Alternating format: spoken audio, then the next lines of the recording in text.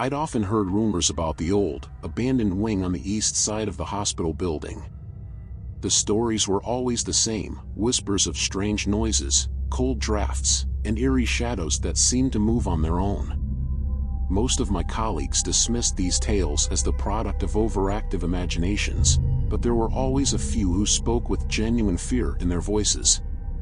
One night, I was assigned an extra shift due to a shortage of staff.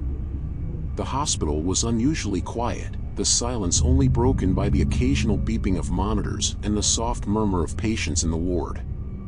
Around 2 a.m., as I was catching up on some paperwork at the nurse's station, my colleague, Mark, approached me with a strange request.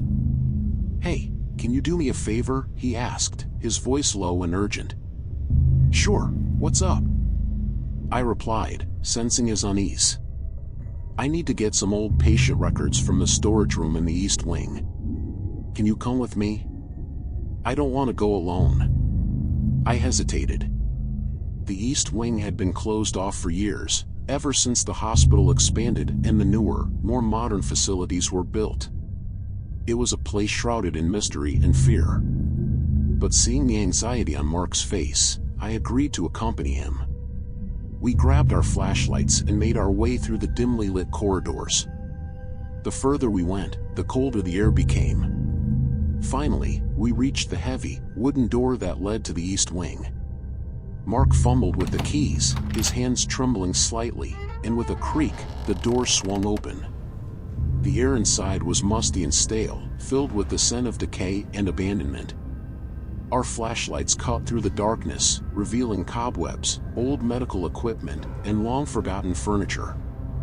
We walked down the corridor, our footsteps echoing eerily off the walls. "I think the storage room is at the end of this hall," Mark said, his voice barely above a whisper. As we walked, I couldn't shake the feeling that we were being watched. Shadows seemed to dance just out of the corner of my eye, and the air grew colder with each step. Finally, we reached the storage room.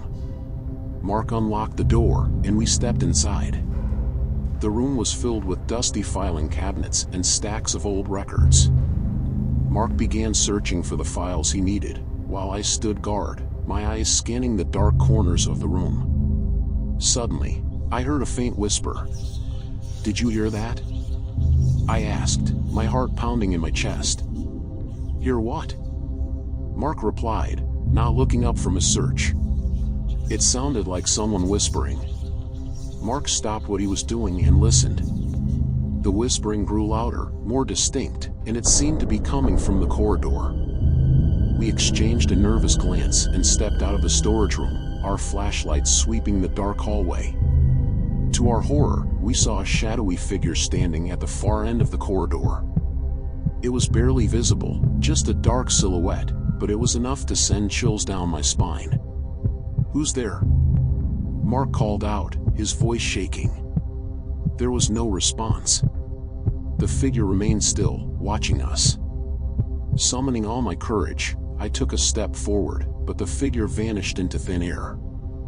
We rushed down the hallway, hoping to find some explanation, but there was nothing. "Let's just get the files and get out of here," I said, my voice trembling. We returned to the storage room, our nerves on edge. As Mark continued his search, I kept my eyes on the door, half expecting the shadowy figure to reappear. Suddenly, the door slammed shut with a loud bang, plunging us into darkness. I fumbled for my flashlight, my hands shaking uncontrollably. When I finally managed to turn it on, the beam revealed something that made my blood run cold. Written on the wall in what looked like old, dried blood were the words, "Leave now." Mark and I didn't need any further encouragement. We grabbed the files and bolted out of the storage room, running down the hallway as fast as we could. The whispering followed us, growing louder and more insistent, but we didn't stop until we were back in the main hospital building. We slammed the door behind us and collapsed against the wall, gasping for breath. Mark's face was pale, and I could feel my heart pounding in my chest. "What the hell was that?" he whispered, his voice filled with fear. "I don't know," I replied, trying to steady my breathing. "But I'm not going back there again." We reported the incident to our supervisor, but he dismissed it as a figment of our imagination, a product of fatigue in the eerie atmosphere of the abandoned wing. But Mark and I knew what we had seen and heard. We knew that something was lurking in the forgotten halls of the East Wing, something that didn't want us there. The East Wing became a place of legend among the night shift staff. No one ventured there alone, and those who did always came back with stories of strange noises, cold drafts, and shadowy figures. The whispers continued, and the sense of being watched never left. Even now, as I walk through the hospital corridors, I can't help but glance towards the East Wing, half expecting to see that shadowy figure standing there, watching, waiting.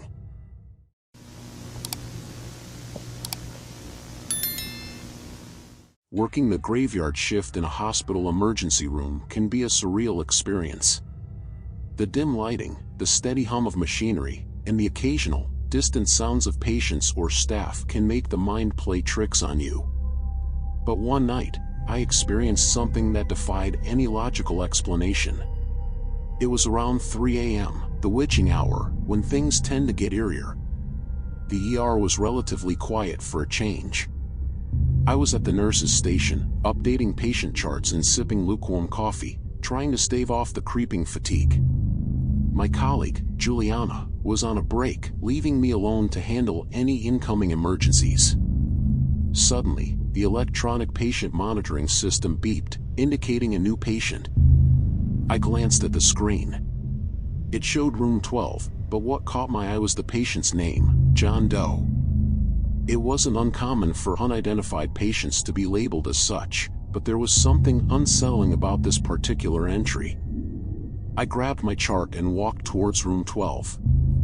The corridor was eerily quiet, with only the sound of my footsteps echoing off the walls. As I approached the room, a cold draft swept through the hallway, making me shiver. I dismissed it as the hospital's ancient air conditioning system acting up again. I pushed open the door to room 12, and my breath caught in my throat. The room was dimly lit, and lying on the bed was an older man with sunken eyes and a gaunt face. His hospital gown looked worn and tattered, as if it had been through countless washes. He turned his head slowly to look at me, his eyes hollow and vacant.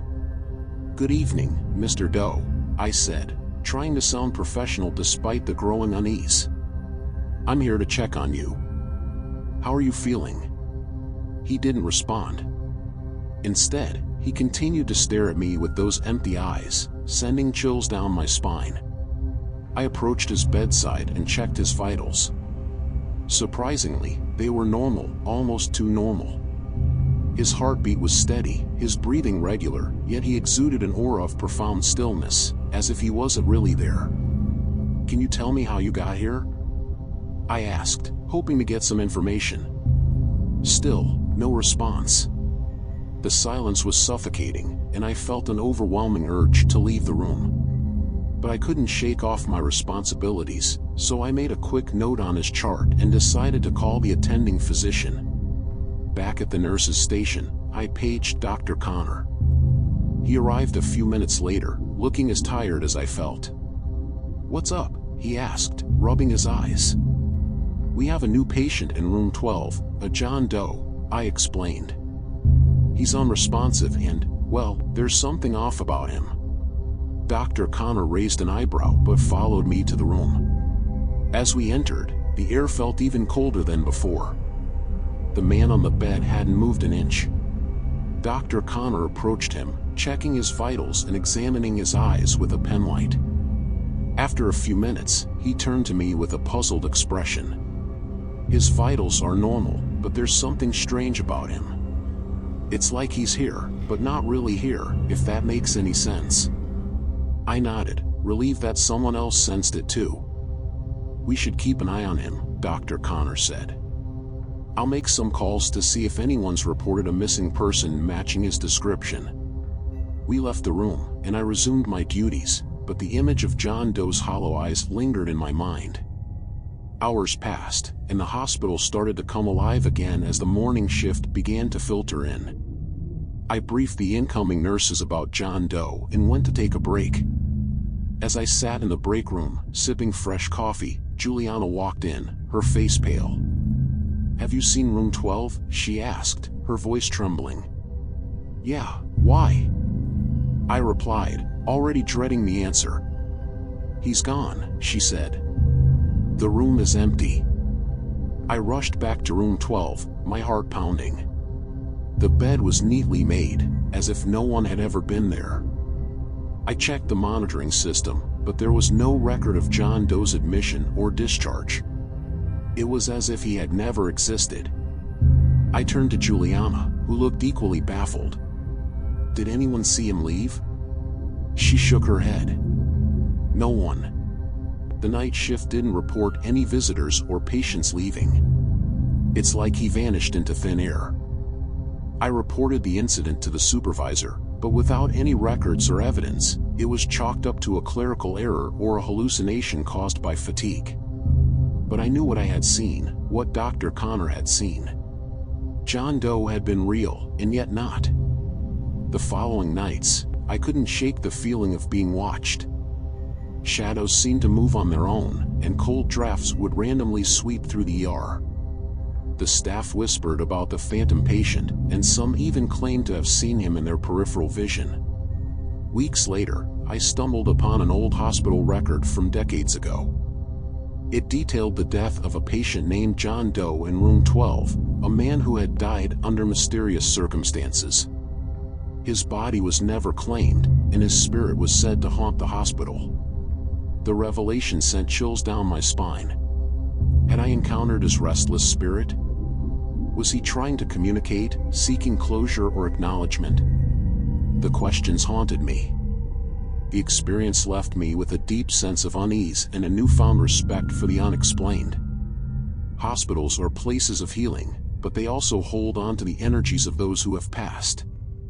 And sometimes, those energies linger, waiting to be noticed, acknowledged, and perhaps set free.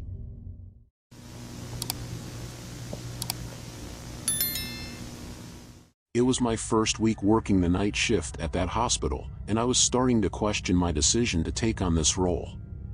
The day shifts had their own challenges, but there was something uniquely unsettling about the hospital at night. The bustling halls that were once filled with patients, nurses, and doctors during the day became eerily quiet after sunset. The fluorescent lights cast long, sinister shadows, and every creak and groan of the old building seemed amplified in the stillness. I was assigned to the ICU that night. The patients were mostly stable, allowing me some rare moments of quiet. I used this time to catch up on paperwork and check on the patients periodically. Around midnight, the atmosphere began to shift. The air grew colder, and I couldn't shake the feeling that I was being watched. I brushed it off as my imagination running wild due to fatigue. As I was making my rounds, I noticed the lights flickering in room 205. The patient in that room, Mr. Wyatt, had been unconscious for days. I stepped inside, and the lights seemed to stabilize. I checked his vitals, which were normal, and adjusted his blankets. As I turned to leave, the lights flickered again, more violently this time. I felt a shiver run down my spine and quickly exited the room. Returning to the nurse's station, I found my colleague, Amy, sipping coffee and scrolling through her phone. "Hey, Amy, did you notice anything strange about the lights in room 205? I asked, trying to sound casual. She looked up, a hint of concern in her eyes. "You too?" I thought it was just me. I've been seeing weird things all night. I decided not to press further, but the uneasy feeling persisted. Around 2 a.m., I heard a faint whispering sound. It seemed to be coming from the end of the hallway, near the supply closet. As I approached, the whispering grew louder but remained unintelligible. I opened the door, and the whispering stopped abruptly. The closet was empty, save for the usual medical supplies. Shaking my head, I closed the door and walked away, my heart pounding. The disturbances grew more frequent.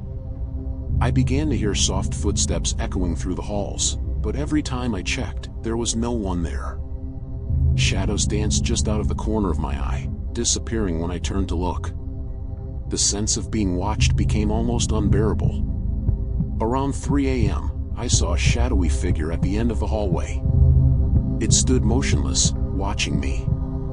My breath caught in my throat, and I felt paralyzed with fear. Summoning every ounce of courage, I called out, "Who's there?" There was no response.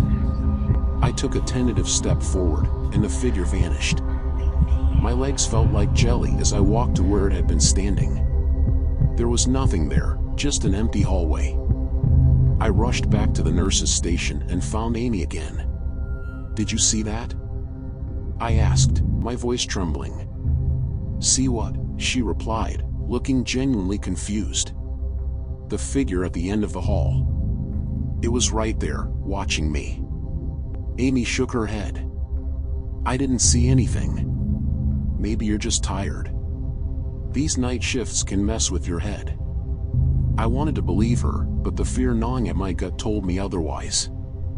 I decided to check on Mr. Wyatt one more time. As I entered his room, the temperature plummeted. I could see my breath in the air. The lights flickered violently, casting eerie shadows on the walls. Suddenly, the monitors began to beep erratically. I rushed to his side, checking his vitals. Everything appeared normal, but the monitors told a different story. The beeping grew louder, more frantic. Then, out of the corner of my eye, I saw it again, the shadowy figure, standing at the foot of Mr. Wyatt's bed. It was clearer this time, almost human-like, but not quite. "Who are you? What do you want?" I demanded, my voice cracking with fear. The figure didn't move or speak. Instead, it slowly raised an arm and pointed directly at Mr. Wyatt. In that instant, the room went dark. I fumbled for my flashlight and shone it around the room. The figure was gone, but Mr. Wyatt's monitors had flatlined. I called for a code blue, and the team rushed in. We worked frantically to revive him, but it was too late. He was gone. As we stood there, catching our breath, Amy pulled me aside. "You saw it, didn't you?" she whispered. I nodded, too shaken to speak. She continued, "There's a rumor among the night shift staff. They say the spirit of a patient who died tragically haunts this hospital, especially the ICU. They say he appears before someone dies." I didn't want to believe it, but the evidence was too overwhelming. The rest of the shift passed in a blur of fear and unease. I couldn't shake the feeling that the shadowy figure was still watching, lurking in the corners of the hospital. When my shift finally ended, I walked out of the hospital into the first light of dawn, my body and mind exhausted. As I drove home, I couldn't help but glance in the rearview mirror, half expecting to see the shadowy figure sitting in the back seat. I vowed never to work the night shift again. From that night on, every time I passed room 205, I felt a chill run down my spine. The memory of the shadowy figure, the eerie disturbances, and Mr. Wyatt's sudden death remained etched in my mind.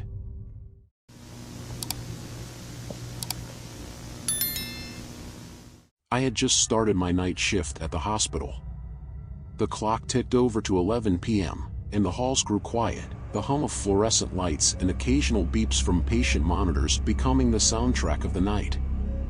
I was a nurse in the ER, accustomed to dealing with a steady stream of emergencies. But that night, a chilling sense of dread began to creep over me, settling in the pit of my stomach like a cold stone. My shift began like any other, with routine checks and patient care. As I made my rounds, I noticed something odd, a shadow lingering at the edge of my vision. At first, I dismissed it as a trick of the light or my tired eyes playing tricks on me. But as the night wore on, the shadow became more distinct, more menacing. Around midnight, I took a brief break in the staff lounge, hoping a cup of coffee would shake off the unease. As I sipped the bitter brew, I couldn't shake the feeling of being watched. I glanced around the empty room, my eyes scanning every corner. Nothing. Just empty chairs and silence. Returning to the ER, I resumed my duties, trying to focus on my patients. but the sense of dread only grew stronger. As I walked down the corridor, I saw the shadow again, this time more defined, almost human-like. It slipped around a corner just as I turned to look. "Did you see that?" I asked, turning to my colleague, Gracie, who was walking beside me. "See what?" she replied, her brow furrowed in confusion. "That shadow." "I think someone's following us," I said, my voice trembling. Gracie laughed it off. "You've been working too hard. Probably just your imagination." But I knew what I saw. Determined to prove I wasn't losing my mind, I decided to investigate. I checked the security cameras, scanning the footage for any signs of movement. My heart pounded as I watched the grainy black and white images. There it was, the shadowy figure, lurking in the background of several frames. It moved with an eerie fluidity, almost as if it were gliding rather than walking. I showed the footage to Gracie, who finally took me seriously. "That's creepy," she admitted, her face pale. "Maybe we should call security." We alerted the hospital security team, who promised to keep an eye out. But as the hours passed, the figure became bolder. It appeared more frequently, always just out of reach, just out of sight. I felt like I was losing my grip on reality, my nerves fraying with each passing moment. Around 3 a.m., I heard a noise that made my blood run cold, a soft, almost rhythmic tapping coming from the supply closet. Heart pounding, I approached the door, my hand trembling as I reached for the handle.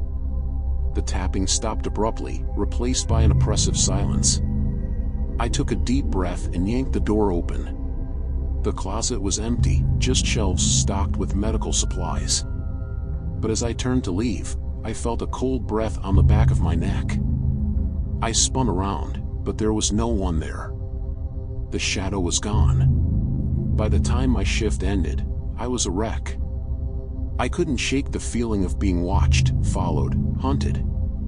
I drove home with my hands gripping the steering wheel so tightly my knuckles turned white. The next night, I hesitated before returning to work. But I had a job to do, patients who needed me. As I walked through the hospital doors, I steeled myself for another night of terror. The shadow was waiting for me. It lurked in the corners, slipped through the halls, always one step ahead. The security team found nothing, no trace of an intruder. It was as if the shadow was a part of the hospital itself, a dark, malevolent presence that fed on fear. Weeks went by, and the sightings continued. I became obsessed, trying to catch the shadow, to understand it. But it always eluded me, slipping through my fingers like smoke. Then one night, as I was leaving the hospital, I felt a cold hand grip my shoulder. I turned, expecting to see the shadow. But there was nothing, just empty air. I drove home, my mind racing, my heart pounding. That night, I couldn't sleep. The shadow haunted my dreams, its dark form twisting and writhing. I woke up drenched in sweat, the feeling of icy fingers lingering on my skin. I knew I couldn't go on like this. The shadow was driving me to the brink of madness.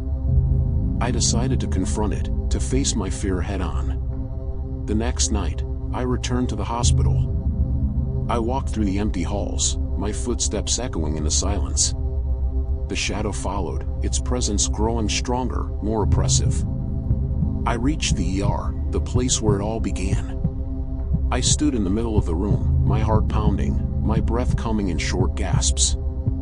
"Show yourself," I shouted, my voice echoing off the walls.